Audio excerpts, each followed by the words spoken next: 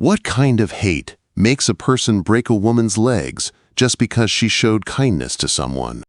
The wind outside the Lucky Strike Saloon carried the bite of coming winter. When Olivia Price first arrived in Deadwood Creek, she stepped off the afternoon stagecoach with only a small carpet bag and a heart full of tired hope. Her dress was worn, her shoes were thin, and her face showed the weight of long, hard days behind her.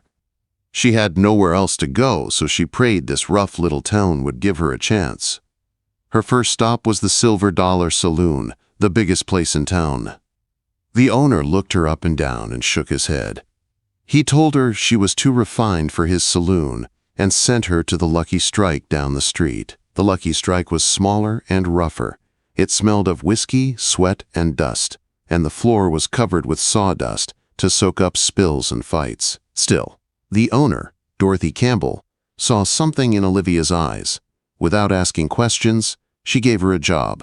The work was hard. Olivia served drinks, wiped tables, washed glasses, and tried to stay out of trouble.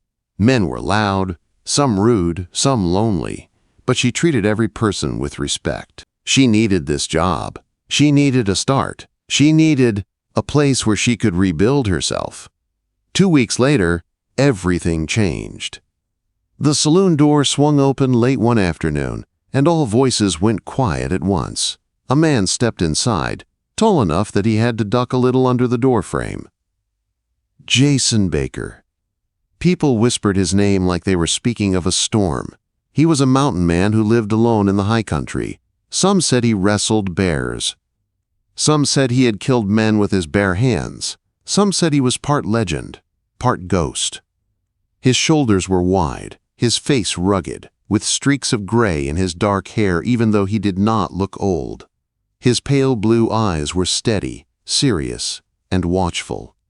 He moved to the bar with quiet steps, and Dorothy poured him whiskey without him needing to ask.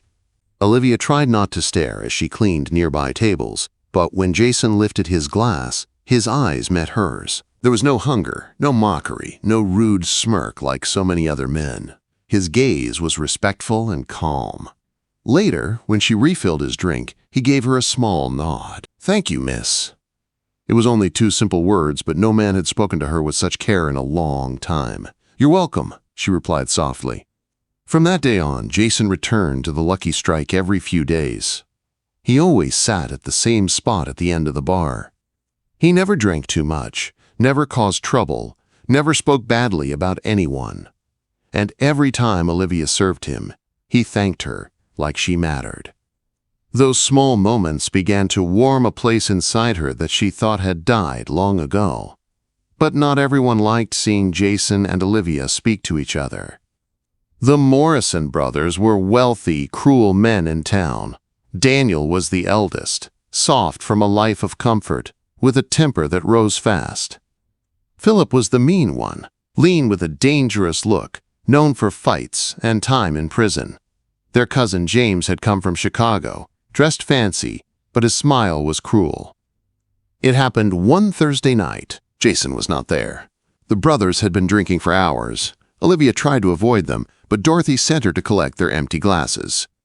She walked up with steady hands, trying to stay calm. "Well, well," Daniel said with a sneer, "if it isn't the mountain man's favorite girl." "I'm just doing my job, Mr. Morrison," she answered. "Your job?" Philip said with a sharp laugh. "Is that what you call it, spreading your legs for that wild animal?" Olivia's heart pounded, but she stood straight. "I have never done anything improper. Mr. Baker is a gentleman." The table burst into laughter. "A gentleman?" James mocked. "That creature is barely human." Olivia lifted her chin. "He treats me with respect, more than some others do." Philip's eyes turned dark. "You better watch your tongue. You're just a saloon girl. You stay in your place." Before it got worse, Dorothy came with her shotgun and threw them out, but not before Philip gave Olivia a look filled with promise of trouble. The next day, Jason came in at his usual time. Olivia served him with trembling hands. He noticed. "You're troubled," he said in his calm, deep voice. "It's nothing," she tried to say, but her voice shook. "The Morrison brothers were here," he said. "What did they say?" She wanted to protect him. She wanted to pretend it didn't matter. But somehow she trusted him.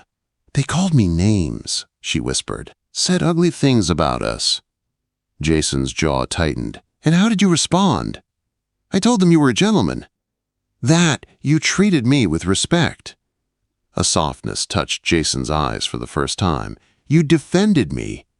"Of course," she said. It was the truth. That night he asked if she would have dinner with him the next evening. Not hidden, not in secret, a real dinner at a respectable place. Olivia's voice shook. "People are already talking." "Let them talk," he answered. "I am asking you to dinner, not marriage." Something warm fluttered inside her chest. "I'll be ready." But that dinner would change everything. It would be the spark that lit a fire of hate that would soon destroy her world. The next evening, Olivia wore the best dress she owned. It was simple, clean, and pressed as neatly as she could manage. When she arrived at the restaurant on Main Street, Jason stood waiting outside. He had washed up, trimmed his beard, and wore a clean shirt. He looked almost like a different man, but his steady eyes were the same. They ate together by the window, talking softly. Jason spoke about the mountains, about the peace and beauty of living close to nature. Olivia listened with a smile, picturing tall pine trees, clear streams, and quiet nights under the stars. For the first time in a long while, she felt safe. She felt seen, but their quiet moment did not last. The doors swung open, and the Morrison brothers walked in with confident steps, like they owned the place. Daniel saw them first. His face turned red. Philip and James noticed next. Their eyes narrowed with disgust. Daniel spoke loud enough for the entire room to hear. "Well, would you look at that? The savage and his saloon girl playing at being fancy." The room went silent. Olivia's cheeks burned. Jason did not move. He kept cutting his steak calmly. The restaurant owner rushed over. "That's enough. I won't have that kind of talk here." Philip laughed and leaned back in his chair. "You forgetting who owns this building? We could have you shut down by tomorrow." Everyone froze. The owner's face went pale. That was when Jason finally looked up. His voice was calm but cold. "Is there something you gentlemen need to say directly to me?" Philip rested his hand on his gun. "Just wondering what a lady like her is doing with an animal like you." Jason slowly stood. The room held its breath. He wasn't loud. He didn't curse. He spoke with quiet strength. "A lady is having dinner with a gentleman. I don't see how that concerns you." Daniel scoffed. "You're a killer, Baker, a wild beast. She's blind if she can't see it." Jason's pale eyes hardened. "A woman with better judgment than most," he replied. The Morrison men expected Jason to back down, but instead, his calm made them uneasy. They had wanted a fight, but couldn't find the courage to start one in front of so many witnesses. "This isn't over," Philip growled as they left. Jason sat back down like nothing had happened, but Olivia's hands trembled. "I'm sorry," she whispered. "I never meant to cause trouble for you." "You didn't," Jason said. "Their cruelty is their own choice. Not your fault." But the Morrison brothers were men who hated being challenged, especially in public. Their anger only grew. Soon their revenge began, not with fists, but with pressure. Suppliers refused to deliver to the Lucky Strike. Regular customers stopped coming. The sheriff suddenly visited often, claiming new rules and fines he had never enforced before. Dorothy tried to stay strong, but the stress wore her down. One evening, Olivia said quietly, "Maybe I should leave town, find work somewhere else. I don't want Dorothy to suffer because of me." Dorothy shook her head firmly. "You're like a daughter to me. I won't let those men run you off."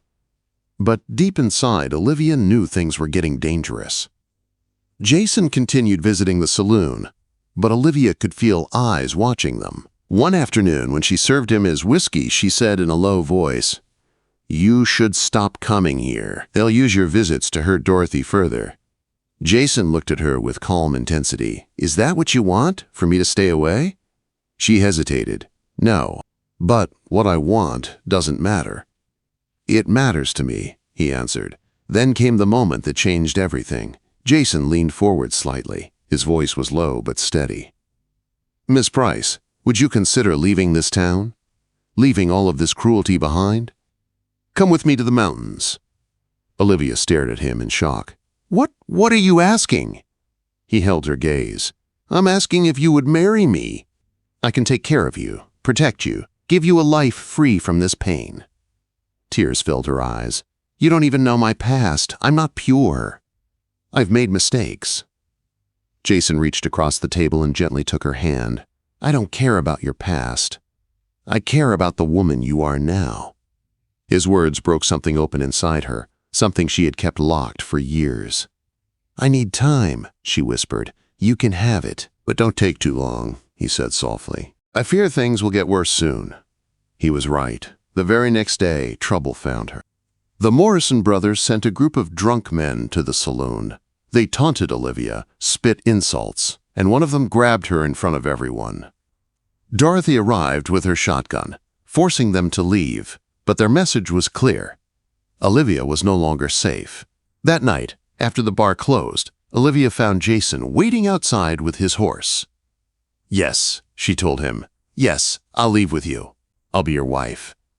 Relief washed over Jason's face. "Tomorrow at dawn, pack only what matters." But dawn brought horror instead. As Olivia carried her small bag out the back door, Philip, Daniel, and James stepped out of the shadows. Philip held a heavy wooden club. Daniel carried rope. James had a knife. "Going somewhere?" Philip asked with a cruel smile. Olivia froze. Her heart pounded. She looked toward the street, praying Jason was close, but he had not reached the alley yet. "Please, I'm leaving," she said. "Isn't that what you wanted?" Quote, "What we want," Philip said, raising the club, "is for you to learn your place." The first strike hit her shoulder, sending her to the ground. The second strike broke her left leg. The third shattered her right. Her scream tore through the cold morning air. They left her bleeding and broken in the dirt. By the time Jason reached her, they were gone. Everything from that moment forward would change Jason Baker forever. Jason froze when he saw Olivia lying in the dirt, her legs twisted in ways no human body should bend. Blood stained her dress. Her face was pale from pain and shock. She looked up at him with tears in her eyes and whispered words that stabbed straight into his heart. "They broke my legs. They broke my legs for serving you." Jason's chest tightened. His calm blue eyes, always steady like quiet lakes, changed. A cold rage filled them. He lifted her gently into his arms as if she weighed nothing. Olivia gasped from the pain, but he held her close, whispering, "I'm here. I've got you." Inside the lucky strike, Dorothy cried out at the sight. Together, she and Jason worked to save Olivia. Jason had seen injuries like this before in the mountains. He knew how to set bones, stop bleeding, and reduce pain. His hands were gentle, voice steady, as Olivia drifted in and out of consciousness. "Will she walk again?" Dorothy whispered. Jason looked at the broken legs, the swelling, the damage. His jaw clenched. "I don't know, but I'll do everything I can." When Olivia finally slept, Jason stood. The tender man who cared for her was gone. In his place stood the mountain man people feared. "Where are you going?" Dorothy asked, her voice shaking. "To end this," Jason said. They crossed a line. "You'll be riding into a trap," she warned. "They'll be waiting for you." Jason loaded his Colt, .45, a smaller, .38, a knife, and a sawed-off shotgun. "They think they know what I am. They don't."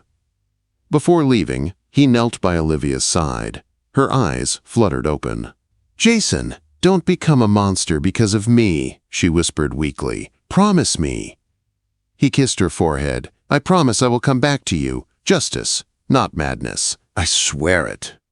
Then he left like a shadow. The Morrison Ranch sat on a hill above town. 6 armed guards circled the property. Jason moved through the darkness like a ghost. One by one, the guards fell silently.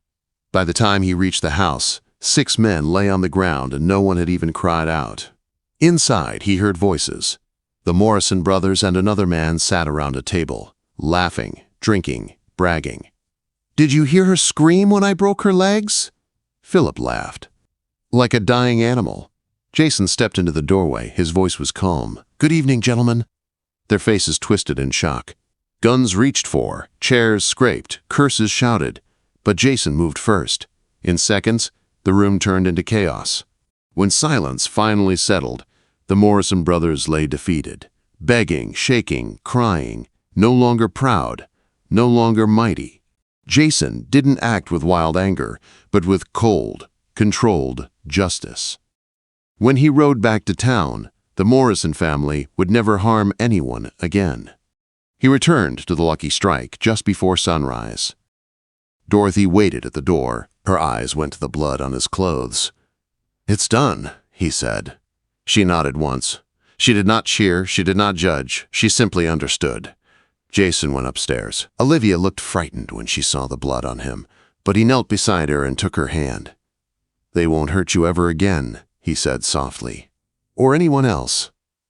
"What happens now?" she whispered. "Now we focus on you, on healing. I'm taking you to Denver. The best doctors will help you walk again." From the ruins of violence, Jason chose love. The next morning, they left Deadwood Creek behind. Dorothy closed the Lucky Strike for good and joined them on the journey to Denver. Doctors examined Olivia and worked to save her legs. The road to healing was long and painful. Olivia cried through many nights, waking from nightmares, but Jason never left her side. Weeks passed, then months. Slowly she moved from bed to crutches, then to a cane. The first day she took 3 steps on her own, Jason lifted her into his arms with pride shining in his eyes. "You're stronger than they ever believed," he told her. By spring, she was ready. They traveled to the mountains together. A quiet valley became their new home. Jason built a cabin by a clear stream, and Olivia planted a garden. Their days were simple, peaceful, filled with laughter and healing. One sunset, Jason stood with her outside their cabin. "You once asked if I still wanted you to come here," he reminded her. "Do you feel safe?" Olivia looked around at their home, the mountains hugging the valley like arms of protection, the man beside her who had fought for her, cared for her, loved her. "With you," she said softly, "I feel safe anywhere." Jason asked her to marry him properly. No fear, no running, no shadows. This time with vows under open sky. A preacher and Dorothy traveled to the mountains for the small ceremony. When Jason kissed Olivia as his wife, it wasn't just a kiss of love, it was a promise of forever. Seasons passed. Their love grew stronger. Olivia still walked with a slight limp, but she walked with pride. She survived darkness and built a new life. Jason, once a lonely mountain man, found his heart again through her. Sometimes Olivia would touch her legs and remember the pain. She would look at Jason and remember the man who chose love instead of hate. One evening, as they sat on the porch watching the sun set behind the mountains, Olivia whispered, "After everything we went through, do you regret it?" Quote. Jason shook his head and placed his arm around her. "No, because it led me to you." Their love became a quiet legend told across the territory, a story of pain, courage, and a love strong enough to rise from broken bones and broken souls. Their mountain home became a place of healing, not just for them, but for others who heard their story and found hope. Because sometimes the strongest love is born from the deepest pain, and sometimes a man's true strength isn't shown in violence, but in how gently he holds the one he loves.